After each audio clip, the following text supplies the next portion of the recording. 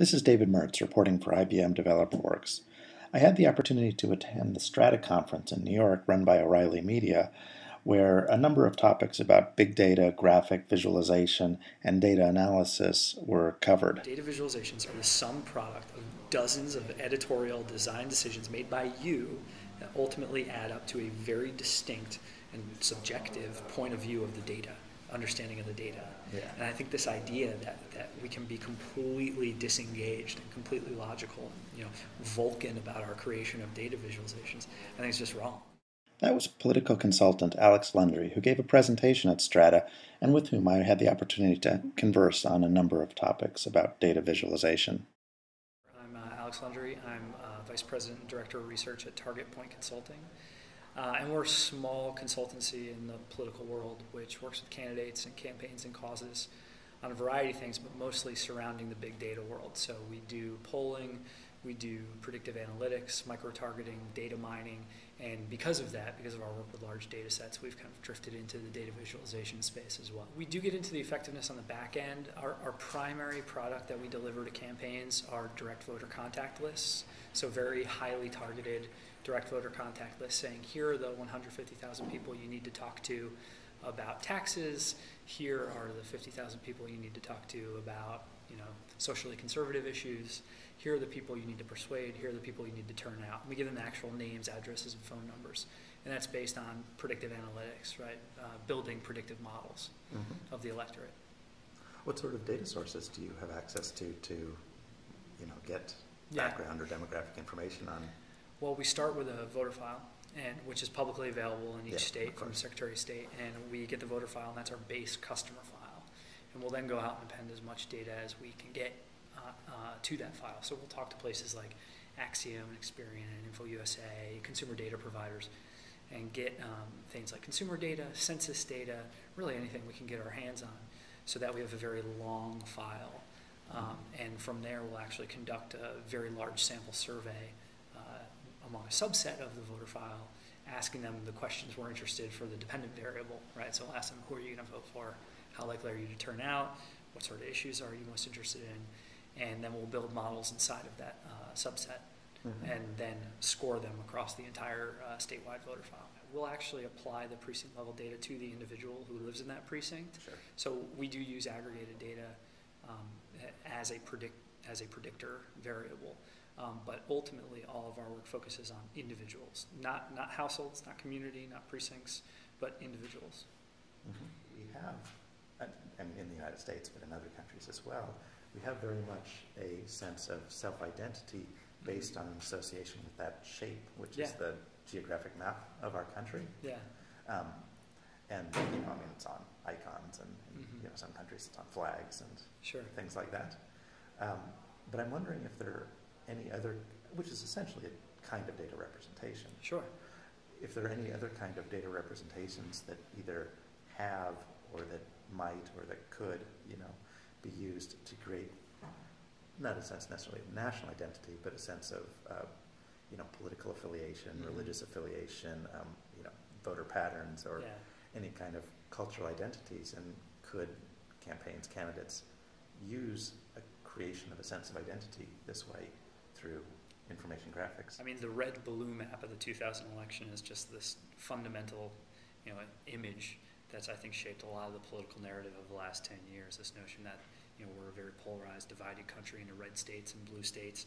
They live in one or live in the other, and there are associated values that go along with that. I think that speaks to exactly what you're talking about. But I also think something like the Boehner healthcare reform chart that I showed, I think the reason people were so motivated by that and so angered by it is because they imagined themselves inside of that system, inside of that very complicated and messy system, and they developed a sense of identity about being in that system and said to themselves, I don't want to be in this. And so I think to a certain extent, you're right, that these images can create kind of a sense of self, sense of community, a sense of camaraderie with other people who are in this together. Yeah. The networks actually would switch every 4 years which party was represented by red and blue, up until the 2000 election, in which the red-blue map just became so iconic, and it became kind of this point of pride about red states versus blue states. And so it's only since 2000 that it's remained red for Republicans and blue for Democrats. And the reason, by the way, that they switched is because it was generally regarded that red was the negative color. And in fact, in military exercises, the simulated enemy is always called the red team. And of course, there's, it evokes the Soviet Union and the Red Menace and all these things. And so that's why they would switch every 4 years. But so now we've kind of locked ourselves into this permanent, red equals Republican and blue equals Democrat. So there are some ways to display larger data in a politically effective way, but it mostly depends on what the data looks like. And we've all seen it as data scientists. You put some data in, a lot of data, and you come back and the trend lines just aren't very appealing or interesting or engaging. But I mean, if you have something that is interesting and revealing, then of course it can be politically powerful. It all depends on the shape of the data, what you're finding. So while it is easy to it's always easy to just take one statistic and put it out there, one number, and display that. I think if you do have something that is based on large data sets that just tells a meaningful story, it becomes politically persuasive. Hans Rosling is he's a statistician, I think is how he would describe himself, who does a lot of work with international organizations around their data. And he does these wildly popular TED Talk videos where he displays hundreds of years worth of country level data on health, things like infant mortality, GDP, and he shows the interaction in this very innovative and interesting way over time of how Asia versus Africa versus the Americas, how they compare to one another. And they're just amazing talks. They're just wildly popular, and they're based on thousands of data points, and they're very compelling by the end. He's an amazing presenter. I highly recommend it. Is there a political moral he's trying to draw here? I mean, is it not necessarily he's campaigning for office, but is he, advocating certain social policies or something by use of these charts? Yes, I think ultimately he's kind of insinuating certain social policies. I think one of them in particular that he always kind of comes back to, I think, is family planning, and how family planning actually is very powerful, has a very powerful interaction with growth, with economic growth. He also has talked about things like what the washing machine has meant for civilization and things along those lines. And so I think that while he doesn't expressly advocate social policy up there, there's certainly insinuated and implied social policy that he's pushing. We've worked with a political organization which does have a distinct point of view, and they had been doing a lot of polling, and they've been finding that independents actually tend to align with conservative principles more often than not. So that independents are actually more right of center than people might think.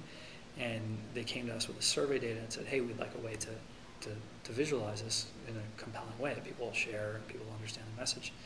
And what we developed was an interactive website, a visualization of these results that I think made a pretty meaningful case that, look, independents are conservative. On many issues, 55 out of 60 times or so, they choose the conservative side. A majority chooses the conservative side. And while it had a point of view, it was incredibly transparent. We had links to all the data. We showed exactly how we did the calculations.